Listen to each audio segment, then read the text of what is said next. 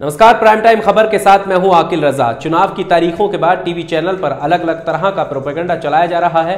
कभी रमजान के महीने में चुनावी तारीखें क्यों पड़ी इसे लेकर बहस की जा रही है, तो कभी अपने फर्जी सर्वे दिखाकर जनता को भटकाया जा रहा है। लेकिन हकीकत यह है कि इन सब के बीच समाज से जुड़े मुद्दों से गुमराह किया जा रहा है। सवाल ये नहीं कि 2019 में कौन जीतने वाला है, सवाल ये है कि किसके आने से अनुसूचित जाति, अनुसूचित जनजाति और मुस्लिम समुदायों पर हो रहे अत्याचार रुक जाएंगे। कल जब चुनाव की तारीखों का ऐलान किया जा रहा था, तो दूसरी तरफ बहुजन समाज से आने वाले एक 26 वर्षीय युवक को पीट पीट कर मार दिया जाता है। क्या किसी टीवी चैनल ने यह आपको दिखाया जिस लोकतंत्र की दुहाई देकर लोकतंत्र के पर्व की तारीखों का ऐलान किया जा रहा है, उसी लोकतंत्र की हत्या कुछ सत्ता के संरक्षित लोग कथित तौर पर कर रहे हैं। अभी कुछ ही दिन तो हुए हैं जब खुद पीएम मोदी राजस्थान के चुरू में खड़े होकर कहते हैं कि देश सुरक्षित हाथों में है, और आज चुरू में ही जब एक बहुजन को जिंदा पीट पीट कर मार दिया जाता है तो किसी को पता भी नहीं चलता और कोई इस पर बहस नहीं करता, नहीं बोलता। आपको बता दें कि राजस्थान के चुरू जिले में बीते शनिवार देर रात एक बहुजन युवक को पीट पीट कर मौत के घाट उतार दिया जाता है। ये वारदात लालासर गांव की है, जहां 26 वर्षीय बहुजन युवक, जिसका नाम हेतराम बताया जा रहा है, उसको लाठी सरियों से बेरहमी से पिटाई की गई। पीड़ित को गंभीर हालत में अस्पताल में पहुंचाया गया, जहां इलाज के दौरान उसकी मौत हो गई। पुलिस ने मामले की गंभीरता को देखते हुए 5 नामजद सहित 7 लोगों के खिलाफ मामला दर्ज करते हुए जांच शुरू कर दी। आरोपियों की गिरफ्तारी हुई या नहीं, अभी तक कुछ पता नहीं है। राजस्थान में जब वसुंधरा राजे की सरकार थी तो सबसे ज्यादा मॉब लिंचिंग की घटनाएं सामने आई थी, लेकिन अब सरकार भी बदल गई, सत्ता की कुर्सी भी बदल गई, पर क्या सिस्टम बदला?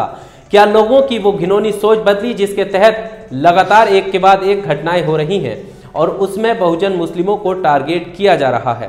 कुछ घटनाएं ऐसी हैं जो हाईलाइट हुई हैं, उनके बारे में तो लोगों को पता चल जाता है, लेकिन ऐसी कितनी घटनाएं हैं जो दबा दी जाती हैं जिनको किसी को पता नहीं चलता। अब आप अंदाजा लगा सकते हैं कि बहुजन समाज के लोगों के प्रति कितनी घृणा भरी हुई है।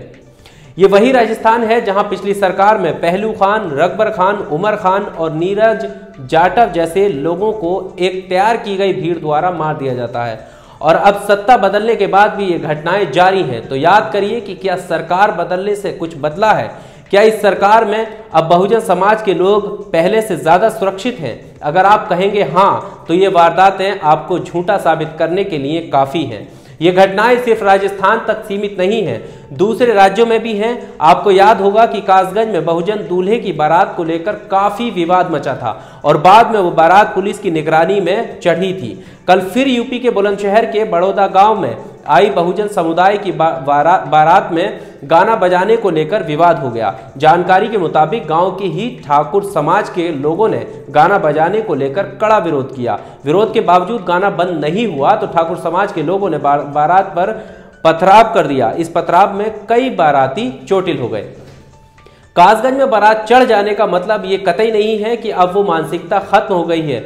इसका मतलब ये नहीं कि अब सारी बारातें चढ़ने लगेगी और उस मानसिकता को दबा दिया गया है। आज भी बहुजन समाज के लोगों को अपने हक और अधिकारों के लिए लड़ना पड़ रहा है, लेकिन सवाल यह है कि आज़ाद भारत में ऐसा क्यों हो रहा है और कौन लोग ऐसी घृणा को बढ़ावा दे रहे हैं? समझना आपको होगा। चुनाव करीब हैं, समझिए और अपने मत का अधिकार, अपने अधिकारों को ध्यान में रखकर कीजिए। आप देख रहे थे NIN का स्पेशल प्रोग्राम प्राइम टाइम खबर। जय भारत। अगर अभी तक आपने चैनल को सब्सक्राइब नहीं किया है तो प्लीज़ सब्सक्राइब कीजिए और ताज़ा अपडेट पाने के लिए बेल आइकन को दबाना ना भूलें।